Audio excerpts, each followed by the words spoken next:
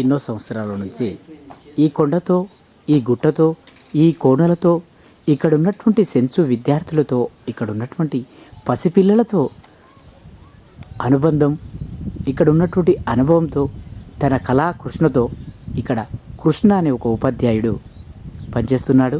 అతనితో ఇప్పుడు ఈ తెలంగాణ.org తెలంగాణ కళల కానాచి అతని మాట ముచ్చట, అతని అనుభవాలను పంచుకుందాం.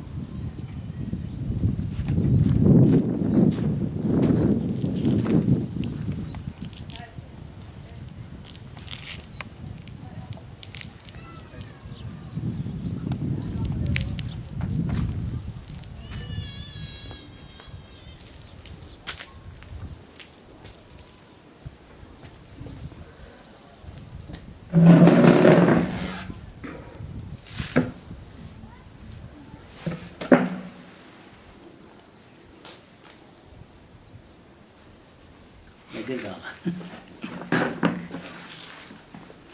జూమ్ వెళ్ళాలి.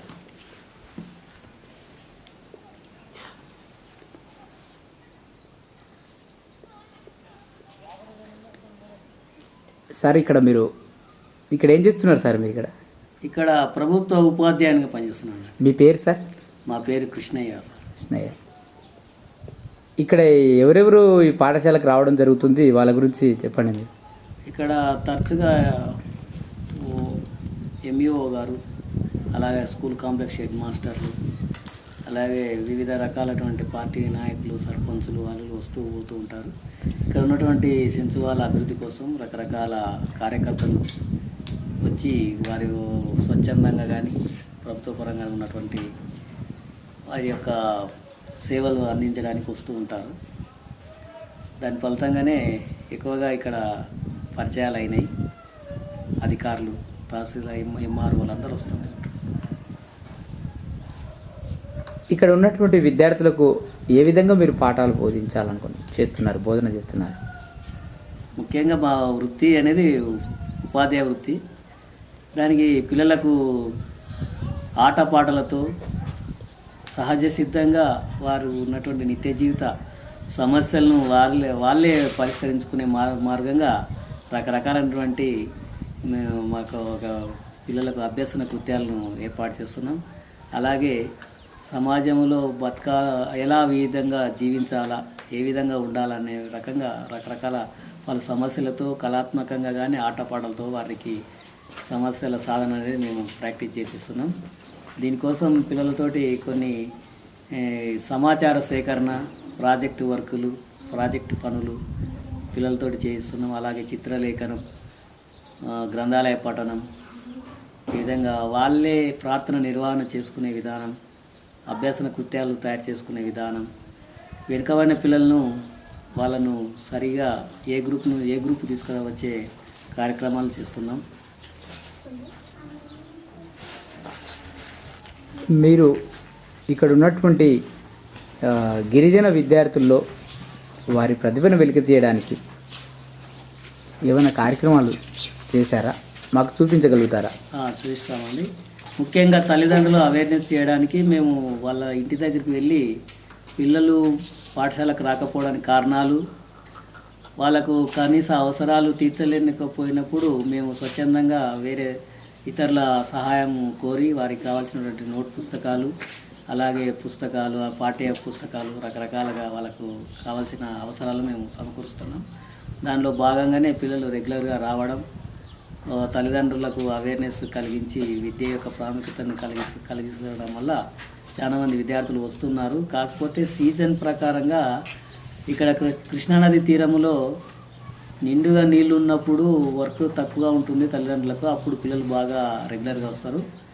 అదేవిధంగా ఈ జనవరి నుంచి నీళ్లు తగ్గడం మొదలు పెడతాయి. దాంతో పాటుగా తల్లిదండ్రులు ఏటి వెంబడి చేపలు పట్టడానికి వెళ్ళడం వల్ల విద్యార్థులు కూడా తల్లిదండ్రుల వెంట వెళ్ళడం జరుగుతుంది. దానివల్ల మాకు పాఠశాలకు పిల్లలు రాలేకపోతున్నారు. 3 పూటల అన్నం పెట్టితేనే తల్లిదండ్రులు ఇక్కడ ఉంచుతాము, లేకపోతే ఒక్క పూట మధ్యాహ్న భోజన పథకంతో సరిపోదు అనే విధంగా తల్లిదండ్రులు ఉన్నారు. దానికి మనం 3 పూటల్లో పెట్టలేకపోవడం వల్ల పిల్లలు డ్రాప్ అవుట్ కావడం జరుగుతుంది రెగ్యులర్గా. వాళ్ళలో ఉన్నటువంటి సృజనాత్మకత వెలికి తీయడానికి మీరు ఏమైనా కార్యక్రమాలు చేస్తున్నారా? వాటిని చూపించగలుగుతారా? చేస్తున్నాం. రండి.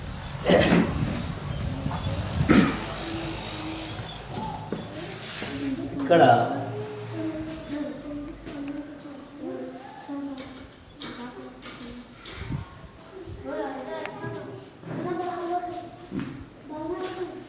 పిల్లలు ఉదయం వస్తేనే ఈ బాలల సంఘాల యొక్క వాళ్ళ యొక్క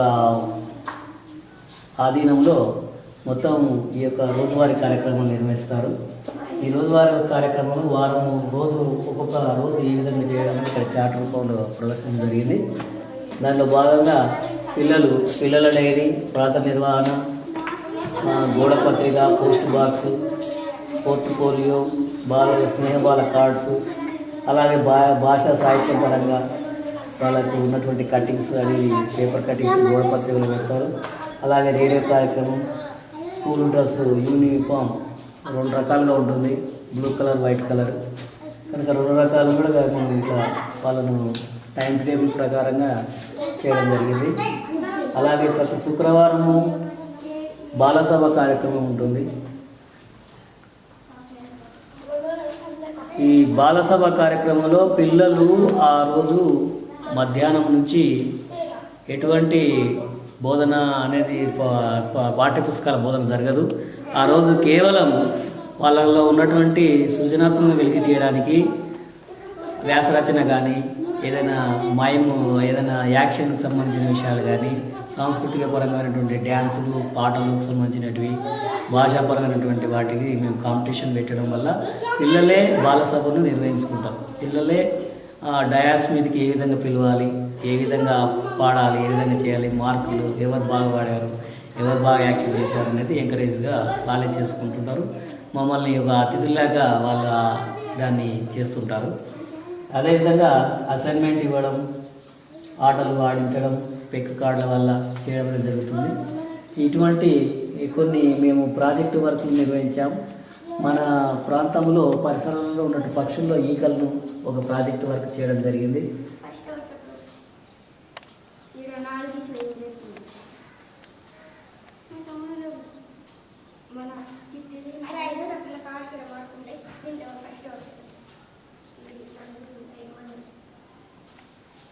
తెలుగు భాషను డెవలప్ చేయడానికి దేశభక్తి గీతాలను మేము ఈ విధంగా చాట్ రూపంలో వారంలో ఒక రోజు ఉంచుతాము. ఇక్కడ పాట నేర్చుకుందాం అనే శీర్షికతో మేము దీన్ని చేస్తాము. ఇది పాట నేర్చుకోవడం జరుగుతుంది. అలాగే తెలుగు భాష నేర్పడంలో డిక్టేషన్ చేయడం జరుగుతుంది. ఈ పాట పాడించే విధానము ఇక్కడ ఈ పాట తక్క దీని అనే తాళంలో నడుస్తుందని పిల్లలకు లయ ప్రకారంగా నేర్పడం జరుగుతుంది. ఆ విధంగా ఈ పాటను మేము డిక్టేషన్ చెప్పినా కూడా రాస్తారు. పాడే విధానం కూడా పిల్లలు తెలుస్తుంది. ఇక్కడ ఈ పాట తాళము తక్కిట్ట తక్క ధిమి, తక్కిట్ట తక్క ధిమి, తక్కిట్ట తక్క ధిమి. శ్రీలు పొంగిన జీవగట్టయు, పాలు పారిన భాగ్యసీమయు, వరలినది ఈ భరత ఖండం, భక్తి పాడర తమ్ముడా. శ్రీలు పొంగిన జీవగట్టయు, పాలు పారిన భాగ్యసీమయు, వరలినది ఈ భరత ఖండం, భక్తి పాడర తమ్ముడా, భక్తి పాడర తమ్ముడా. ఈ విధంగా పిల్లలకు ఉన్నటువంటి దేశభక్తి గీతాలు కూడా ఈ విధంగా చేస్తుంటాం. అదేవిధంగా ఇక్కడ నిత్య మన జీవితంలో ఉన్నటువంటి విషయాలు కూడా వాళ్ళకు చదువులో భాగమే అనే విషయం తెలియజేయడానికి మన ఆహార పదార్థాలు, ధాన్యాలు ఏ విధంగా ఉంటాయనేది పిల్లల చేత చేయించాము. అలాగే ఇక్కడ కీటకాలు కూడా మన పరిసరాల్లో ఏమేమి ఉంటాయి, అవి అక్కడ కొంచెం పాడైనవి పిల్లలు గాలికి. అయితే ఈ రకరకాల తూనీగలు, అలాగే ఈగలు, సీతాకోచిలుకలు, బింగనలు అలాంటివి మేము తయారు చేసాము. అవి చాలా రోజులు చేసి, అంటే ఈ పరిసర ప్రాంతాల్లో ఉన్నటువంటి ఈగలు, పరిసరాల ప్రాంతాల్లో ఉన్నటువంటి జనరల్గా పిల్లలకు కందిరీగ అంటే కందిరీగ ఏదో అనుకుంటారు, కానీ అది కూడా చదువులో భాగమే అన్నట్టుగా వాటికి రెక్కలు ఉండడం, వాటి శరీర నిర్మాణం దాని గురించి తెలియజేయడం అనేది జరుగుతుంది అన్నమాట. అదేవిధంగా ఈ రకరకాలైనటువంటి ఆకారాలు, ఇక్కడ నెంబరింగ్ కౌంటింగ్ విషయంలో మనకు ఎన్ని రకాలు ఉన్నాయి, తెలుగు సంఖ్యలు, రోమన్ సంఖ్యలు, హిందూ అరబిక్ సంఖ్యలు, అలాగే కౌంటింగ్ చేసే విధానం, ఒక 10 నేర్పితే అన్ని సంఖ్యాభావన వస్తుంది అనేది ఇక్కడ చేయడం జరిగింది. అలాగే ఆకారాలు, ఈ విధంగా కొన్ని తెలుగు భాషను నేర్పడానికి కావాల్సినటువంటి మహాప్రాణ అక్షరాలు, సరళములు, పౌరుషములు, అదే పరుషములు పిల్లలకు ఇంట్రడ్యూస్ చేయడం జరిగింది. ఒకసారి వివరించండి, ఏ విధంగా మీరు బోధించగలుగుతారు? సాధారణంగా ఇక్కడ చాటుందండి, పిల్లలకు సర్వసాధారణంగా వరుసగా నేర్పుతుంటాం మనం. ఈ విధంగా నేర్పితే ఈజీగా వస్తుంది అనమాట. కచట తప, ఆ కాచట తపను ఒకసారి మనం అనిపిస్తే సౌండ్ సేమ్ ఉంటుంది, కానీ కొంచెం డిఫరెంట్, గట్టి వాళ్ళు కాదు. ఖ ఛ ఠ థ ప అని నేర్పుతాం. అలాగే గజల్ దబ ఇది నేర్చుకుంటాం, ఇది ఈ విధంగా నేర్చుకుంటాం. అలాగే అనునాసికాల లెక్కల ఈ విధంగా ఇన్యా ఇని అని నేర్పుతుంటాం. ఈ విధంగా ఇవన్నీ వచ్చిన తర్వాత ఇవన్నీ సులభంగా దొరుకుతారు. ఈ విధంగా పిల్లలకు చేయడం జరిగింది. అదేవిధంగా ఇవి కొన్ని పదాలను ఎక్కువగా పలికించడం, డ్రిల్లింగ్, అట్ట మట్ట కట్ట మెట్ట తట్ట పెట్ట పట్ట పిట్టాలి, ఈ విధంగా. అలాగే మొక్కలు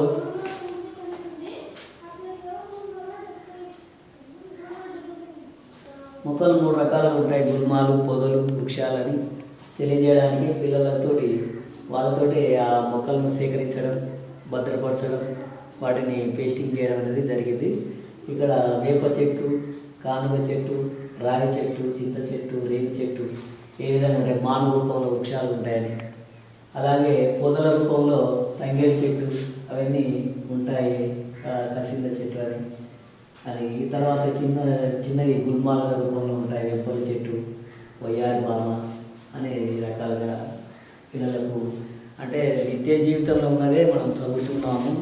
విద్య అనేది సపరేట్ కాదు, ఎక్కాలు సపరేట్ కాదు, మన రోజు నిత్య జీవితంలో వాడుకునేటువంటి సమస్యలే మనం నిత్య జీవితం చేస్తున్నామని చేయడం జరిగింది. ఇంకా ఇక్కడ ముఖ్య విషయం ఏంటంటే, నాకు ఒకటే గదిలో 5 తరగతులను బోధించాలి ఏకోపాధ్యాయుని కనుక నేను ఉన్న తరగతి గదినే పిల్లలకు అనుకూలంగా మలుచుకోవడం జరిగింది.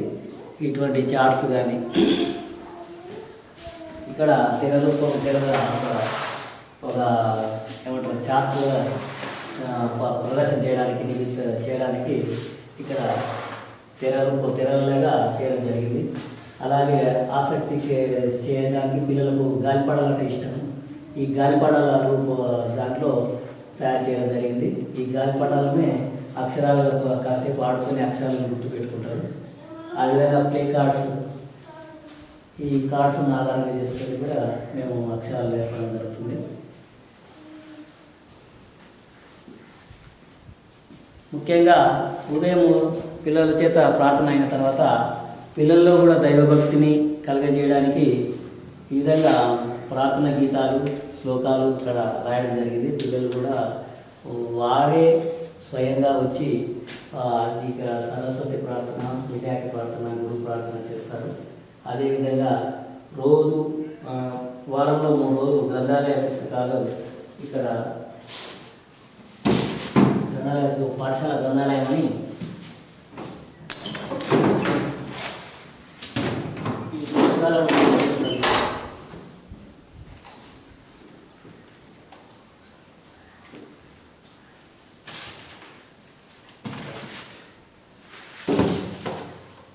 ఇక్కడ గోడపత్రిక, ఈ గోడపత్రికలో రోజువారీగా ఓ రోజు చిత్రలేఖనం, ఓ రోజు కథలు, పేపర్ కటింగ్స్, ఇక ఉత్తరాలు అవన్నిటివి ఇక్కడ ప్రదర్శన చేస్తారు.